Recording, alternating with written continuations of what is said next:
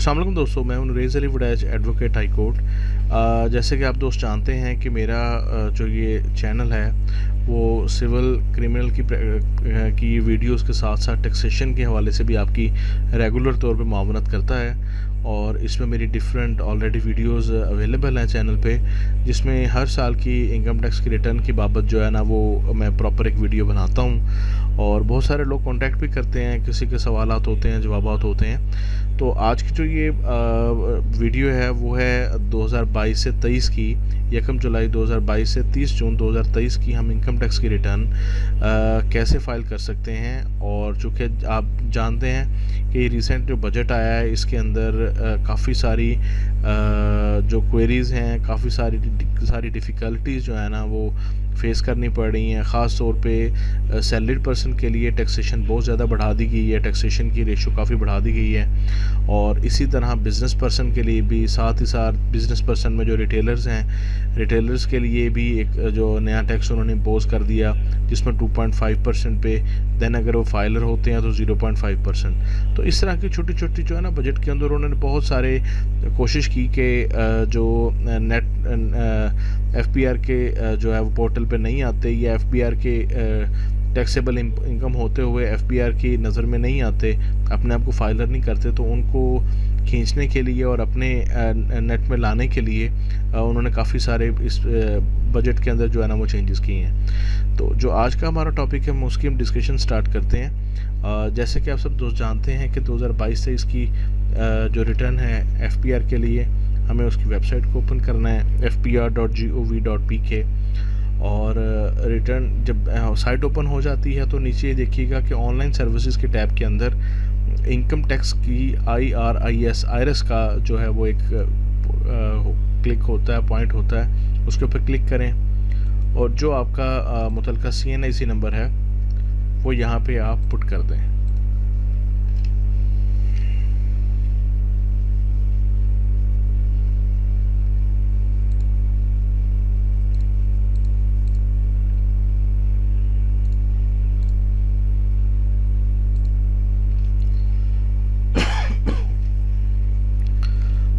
जैसे कि आप देखते हैं कि ये पोर्टल है पुराना, इसमें काफ़ी सारी चीज़ों की अमेंडमेंट की है प्रीवियस ईयर से इस ईयर में। लास्ट डेट ना कई दफ़ा अक्सर औक़ात ऐसे होता था लास्ट ईयर के एफपीआर की मालूमात के ऊपर या MIS के अंदर जो है ना वो डाटा नहीं आता था। और अब ये है कि वो बड़ी फिजिबिलिटी दे दी गई है और बहुत इजी कर दिया गया कि अगर आपका किसी भी जगह पाकिस्तान में 1 रुपये की भी टैक्स की कहीं पर डिडक्शन होती है तो वो यहाँ पे आपको प्रॉपरली तौर पे वहाँ शो होता है और आप उस रिकॉर्ड के मुताबिक जो है ना अपनी रिटर्न फाइल कर सकते हैं। लेकिन अगर आप उसको मिस करते हैं तो उस सूरत हाल को आपको खुद फेस करना पड़ेगा और कमिश्नर अपील जो है वो आपको नोटिस सर्व कर देगा विद इन 5 ईयर्स। तो उसको आपको फिर उसका प्रॉपर रिप्लाई वगैरह प्रॉपर जवाब देना पड़ेगा। जैसे कि अब देखते हैं कि नई रिटर्न के लिए अगर हम सैलरी रिटर्न देखना चाह रहे हैं तो यहाँ से भी हम ओपन कर सकते हैं salary return plus normal return. लेकिन हम पुराने ही तरीक़ेकार के मुताबिक देखते हैं कि डिक्लेरेशन पे जाएंगे, रिटर्न ऑब्लिक स्टेटमेंट्स ओरिजिनल, और अगर हम सैलरीड पर्सन हैं तो सैलरी की रिटर्न ओपन कर सकते हैं। और अगर सैलरी की आप नॉर्मल रिटर्न के अंदर इनकम जो है वो रिटर्न फाइल करना चाह रहे हैं तो भी हो जाएगी। और यहाँ पे जब उस पर क्लिक करेंगे नॉर्मल रिटर्न पे तो हम 2024 को सिलेक्ट करेंगे।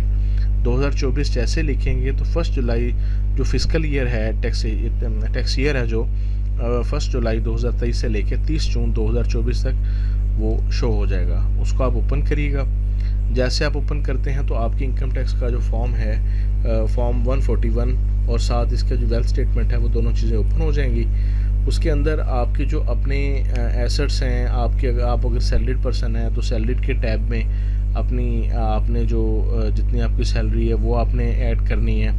अगर आपकी कोई इनकम है जो प्रॉपर्टी से आ रही है, कोई रेंटल इनकम है या कुछ भी किसी किस्म का भी आपने उस पर कोई एक्सपेंसेस वगैरह किए हैं कोई रेंटल इनकम पे, तो वो सारा आप प्रॉपर्टी के टैब में डालेंगे, जहाँ पे रिसीट्स में आप इसकी इनकम भी लिख सकते हैं। और आपने अगर इसके अगेंस्ट कोई रिपेयरिंग वगैरह करवाई हैं, कोई डिडक्शंस हैं, वो भी आप इसमें पुट कर सकते हैं। थर्डली बिज़नेस है, बिज़नेस के टैब के अंदर आप देखते हैं कि ट्रेडर के रिटर्न के लिए हम जो है ना ओपनिंग स्टॉक, क्लोजिंग स्टॉक्स वगैरह को मैनेज करना होता है, बैलेंस शीट्स वगैरह इसकी बनानी होती हैं। तो हम इसमें जो है ना वो बिज़नेस टाइप की, अगर बिज़नेस की आपकी इनकम है तो आप इसको प्रॉपरली जो है वो इसको करेंगे।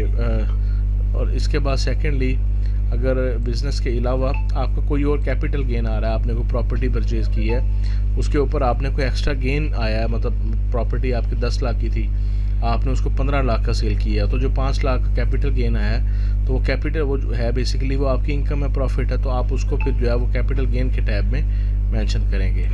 इस तरह ही अगर किसी किस्म की और आपकी इनकम है, प्रॉफिट ऑन डेट आ रहा है, या किसी भी किस्म की फर्दर है, कोई पेंशन वगैरह है, तो वो आप इसमें जो है वो अदर सोर्सेज वगैरह में मेंशन करेंगे।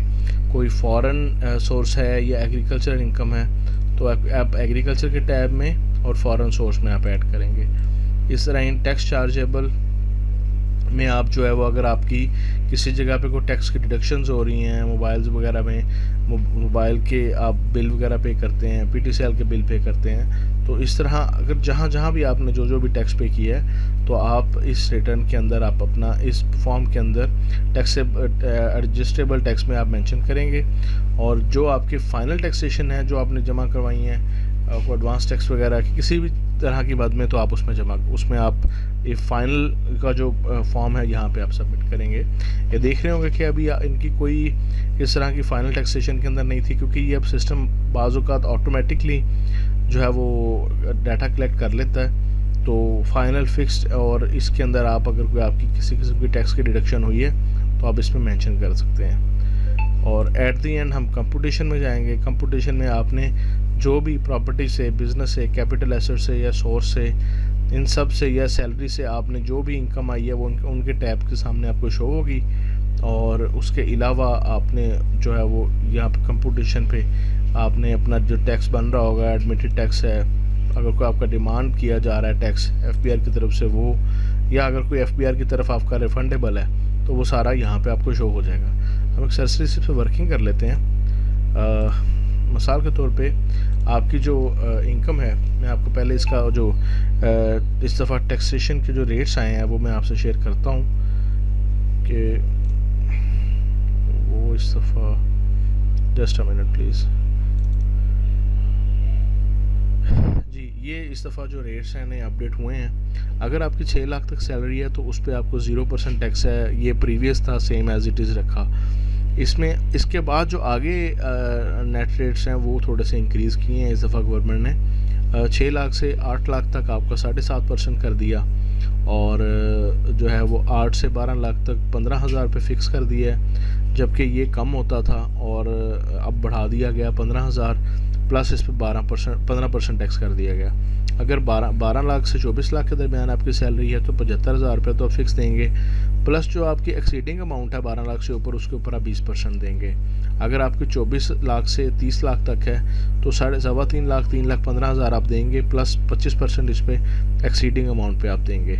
इसी तरह 30 लाख से 40 लाख पे आपके 4,65,000 है, प्लस आपने 30% एक्स्ट्रा उसका जो एक्सीडिंग अमाउंट है वो पे करना है। इस तरह ही नीचे जो है वो 40 लाख के अबव के ऊपर वो टैक्स उन्होंने मेंशन किया है। और ये सारी चीज़ें जो हैं वो उसके अकॉर्डिंग हैं। अगर मिनिमम टैक्स में अगर आप देखते हैं कि अगर आपकी कंपनी है या उस तरह से, फिर ये सारी चीज़ें आप अपने अकॉर्डिंग आप देख के, अपना टैक्स की परसेंटेज देख के, तो आप अपने इनकम टैक्स की रिटर्न रेडी कर सकते हैं। वापस चले जाते हैं अपनी रिटर्न की तरफ।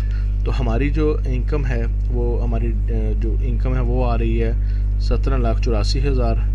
हम देखते हैं कि इसके अगेंस्ट हमारा कितना टैक्स बनता है, और फिर हम उस पर कैलकुलेट भी करके देखेंगे कि क्या ये हमारा जो टैक्स है वो हमारा सही बन रहा है। इसके ऊपर जो 17,84,000 रुपये हमारा जो है वो 88,000 रुपये टैक्स बनता है। और 88,000 रुपये टैक्स पे अगर हम इसमें देखते हैं, ये देखें 18,87,000 में हमारा, इसका मतलब है कि हमारी जो 75,000 है हमारा, हमने चूँकि 12 लाख से एक्सीड किया है तो वो 75,000 जो है ना वो हमें फ़िक्स चार्ज हो गया।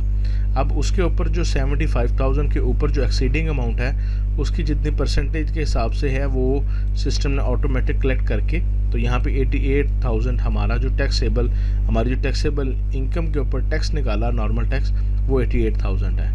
तो वो हम जो एडमिटेड टैक्स है वो अपना जमा करवाएंगे। जमा करवाने के लिए यहाँ पे भी आप क्लिक कर सकते हैं अपनी प्रिपेयर PSID पे, और उसके अकॉर्डिंग जो है वो हम इसको जमा करवाने के बाद हम इसकी जो रिटर्न है उसमें CPR को ऐड करेंगे, और ऐड करने के बाद हम अपने वेल्थ स्टेटमेंट के पोर्शन में चले जाएंगे। वेल्थ स्टेटमेंट के पोर्शन में आप जैसे कि जानते हैं कि पर्सनल एक्सपेंसेस का सबसे पहले जो है वो होता है, फॉर्म होता है। हम अपने जो एक्सपेंसेस होते हैं, रेंट्स वगैरह, घर का रेंट आ गया, कोई ट्रैवलिंग की है हमने, इलेक्ट्रिसिटी, वाटर, गैस के बिल हैं, तो वो हम सारे अपने अलग अलग जो एक्सपेंसेस हैं वो इसमें लिखेंगे।